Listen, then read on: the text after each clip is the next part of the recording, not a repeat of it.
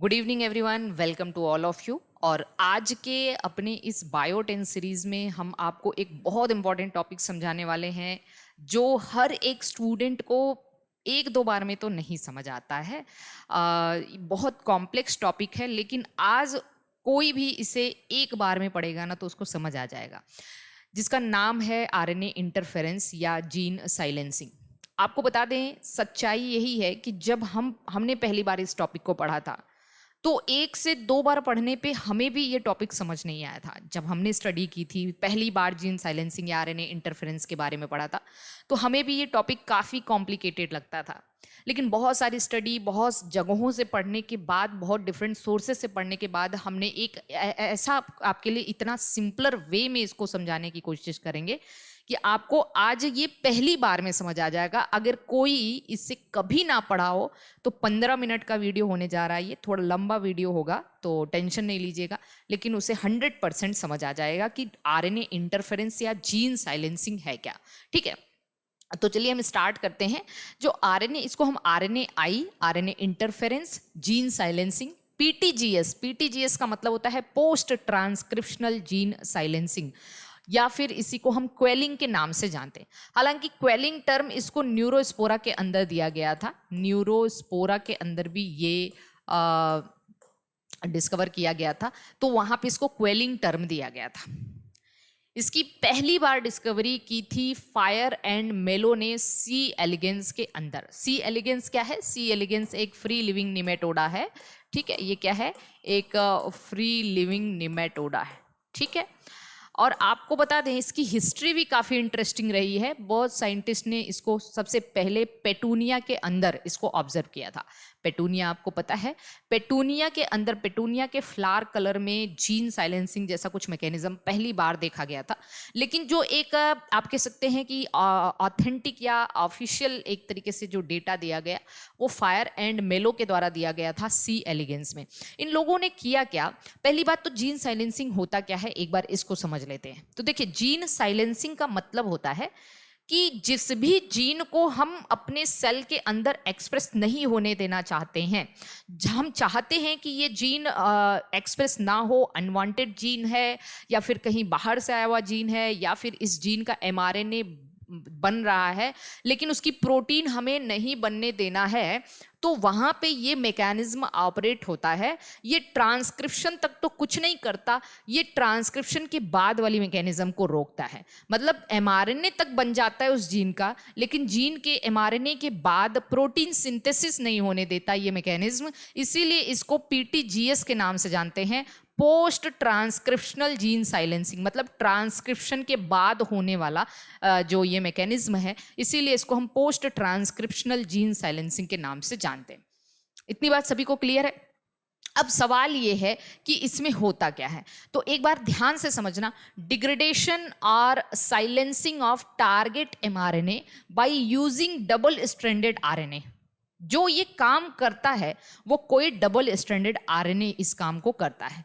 ठीक है, जो कि शॉर्ट आरएनए न्यूक्लियोटाइड के बने होते हैं, 20 से 30 न्यूक्लियोटाइड। अभी हम आपको बताएंगे कि कितने तरीके के आरएनए यहाँ पे यूज होते हैं जो ये काम करते हैं। मतलब क्या बोला हमने? किसी भी टारगेट एमआरएनए को ट्रांसलेशन होने से बचाना है तो उस ट्रांसलेशन की प्रोसेस को रोकेगा कौन? कोई शॉर्ट डबल स्ट्रैंडेड आरएनए।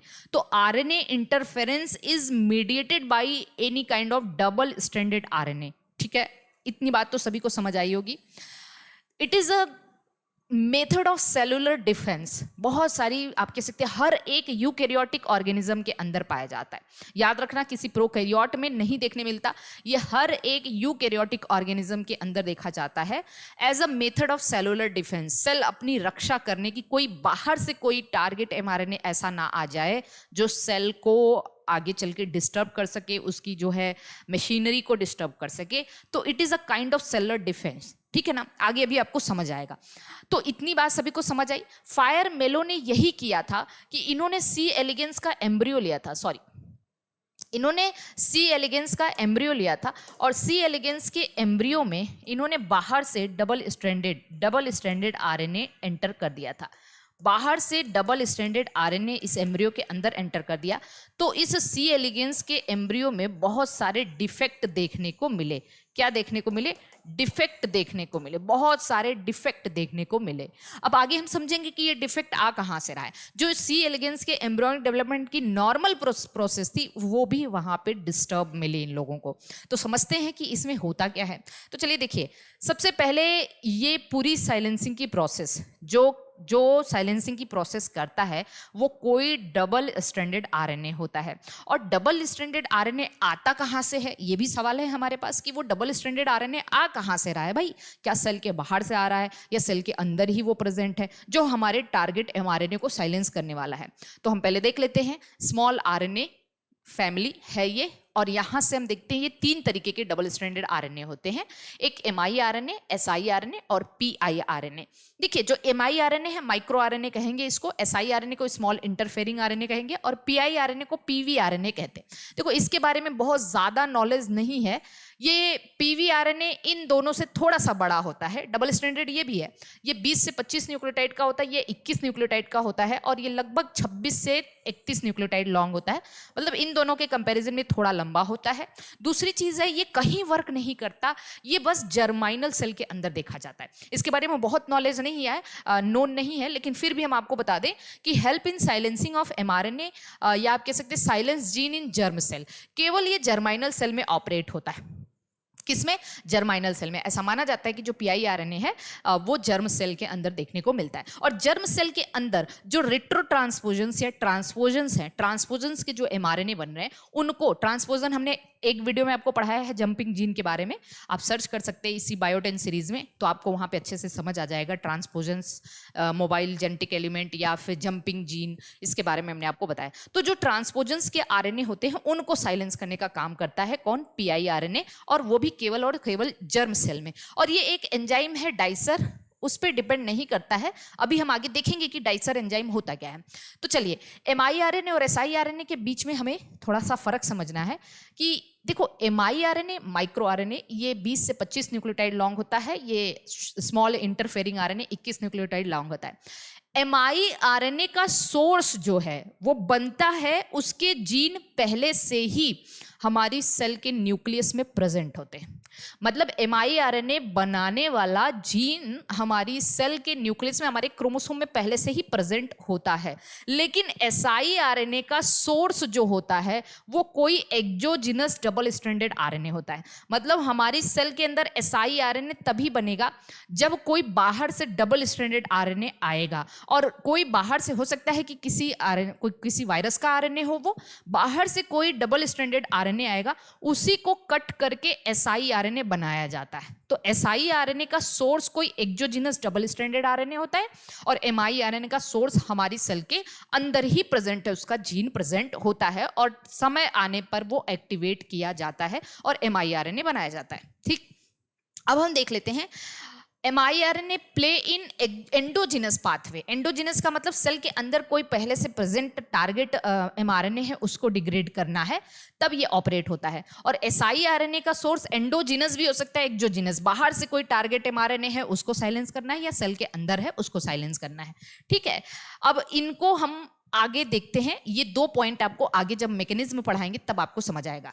एकदम डन है, यहां तक किसी को कोई समस्या नहीं होगी, हमें बहुत अच्छे से यकीन है। ठीक, अब आ जाते हैं, देखो हम पहले लिखे हैं siRNA mediated gene silencing. siRNA mediated gene silencing में क्या हो रहा है?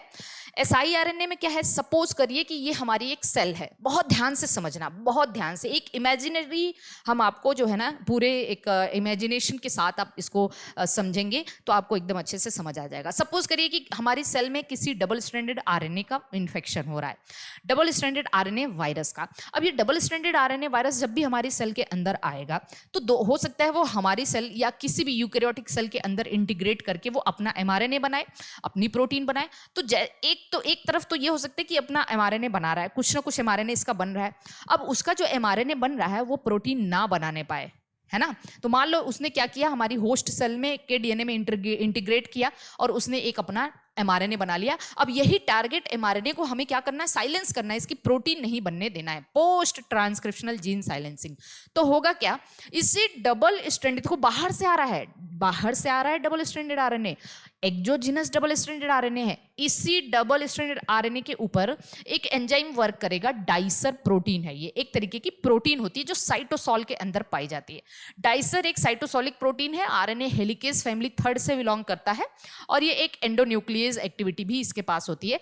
डाइसर क्या करती है, डाइसर इसको क्लीव कर देती है, इस डबल स्ट्रैंडेड आरएनए को छोटे छोटे पार्ट में क्लीव कर देती है, और उन्हीं में से एक पार्ट जो है वो क्या बन जाता है, siRNA कहलाता है, जो 21 न्यूक्लियोटाइड लॉन्ग होता है।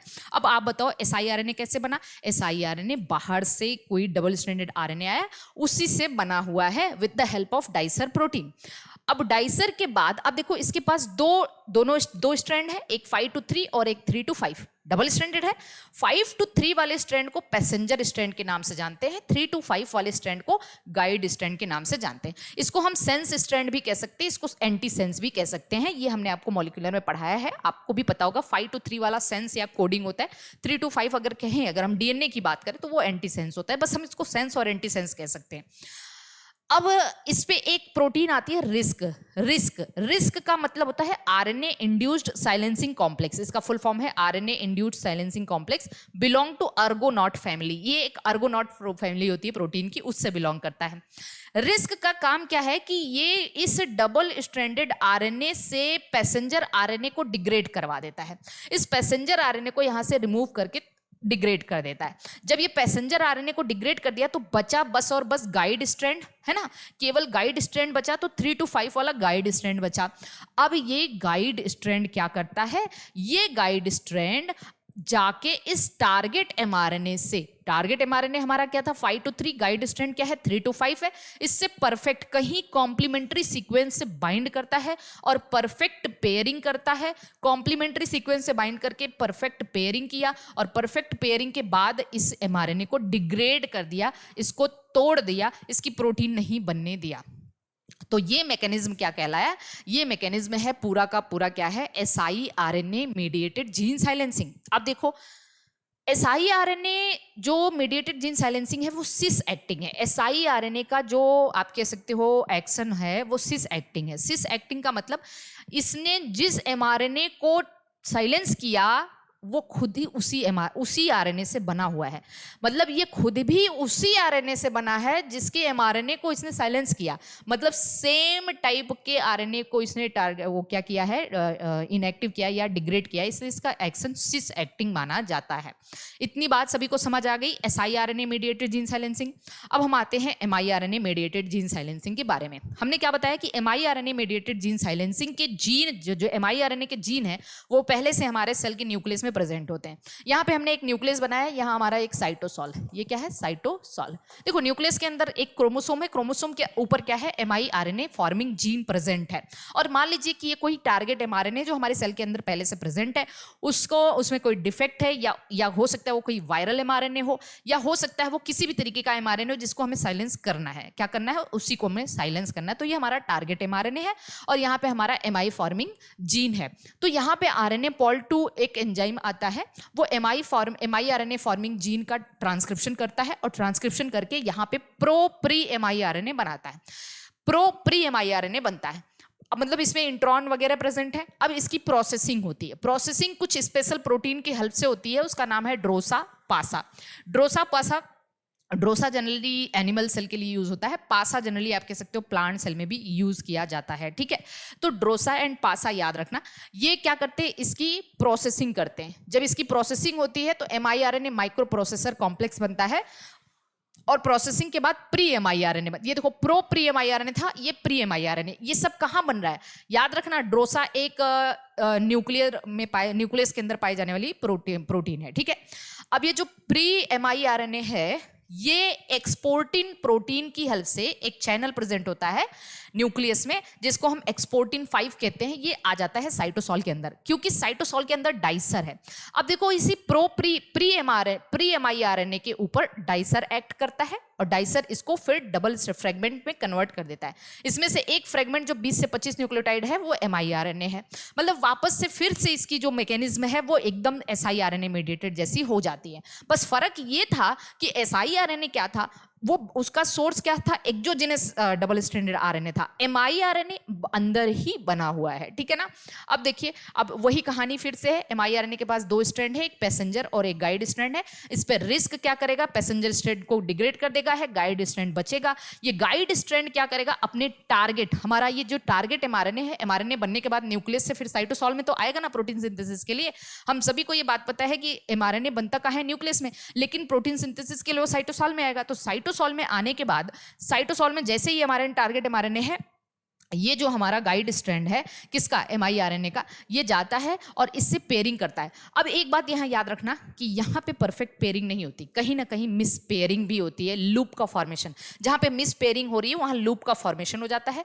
और ये siRNA की तरह ये डिग्रेड नहीं करता, ये बस और बस इम्परफेक्ट पेयरिंग होती है तो ये डिग्रेड नहीं करता, बस और बस उस mRNA को साइलेंस कर देता है, उसकी प्रोटीन नहीं बनने देता। तो इम्परफेक्ट पेयरिंग होती है, साइलेंस द टारगेट mRNA। तो इस तरीके से इस mRNA को क्या कर देता है, साइलेंस कर देता है।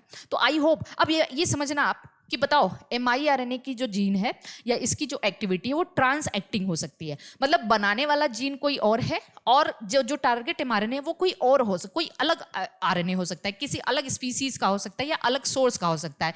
तो इसकी एक्टिविटी ट्रांस एक्टिंग है। जबकि आपने सिस एक्टिंग एक्टिविटी किसकी देखी थी, siRNA की देखी थी, कि जिस वायरस के जीनोम से वो खुद बन रहा है उसी वायरस के mRNA को वो डिग्रेड भी कर रहा था। तो वो क्या था, सिस एक्टिंग था।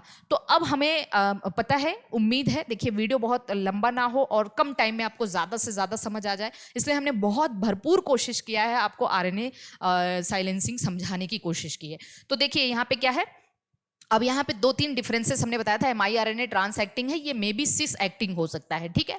ये परफेक्ट पेयरिंग, इम्परफेक्ट पेयरिंग करता है mRNA, जबकि ये परफेक्ट पेयरिंग करता है। और silence gene without degradation, mRNA gene silence करता है बिना डिग्रेड किए, और siRNA डिग्रेड करके जीन साइलेंस, मतलब टारगेट mRNA को डिग्रेड कर देता है। तो this is all about the gene silencing. अब आप यहाँ समझना, हमने कहा था इन्होंने डबल स्ट्रैंडेड RNA बाहर से इंट्रोड्यूस किया था सी एलिगेंस के अंदर, तो क्या हुआ, उनको एम्ब्रियोनिक डिफेक्ट देखने को मिला। ऐसा क्या हुआ होगा, क्योंकि डबल स्ट्रैंडेड आरएनए जो बाहर से आ रहा है ना, वो क्या कर रहा होगा, वो उसको अपना जो है siRNA बन गया होगा डाइसर की हेल्प से। siRNA ने एक उसके जो नॉर्मल mRNA है उसको भी साइलेंस कर सकता है, तो जो उसका नॉर्मल mRNA होगा उसको भी साइलेंस करता रहा होगा। इस वजह से उसका नॉर्मल फिजियोलॉजी नहीं कंप्लीट हो पा रहा है, नॉर्मल आप कह सकते हो कि प्रोटीन नहीं बन पाई होगी, इस वजह से यहाँ पे डिफेक्ट देखने को मिला।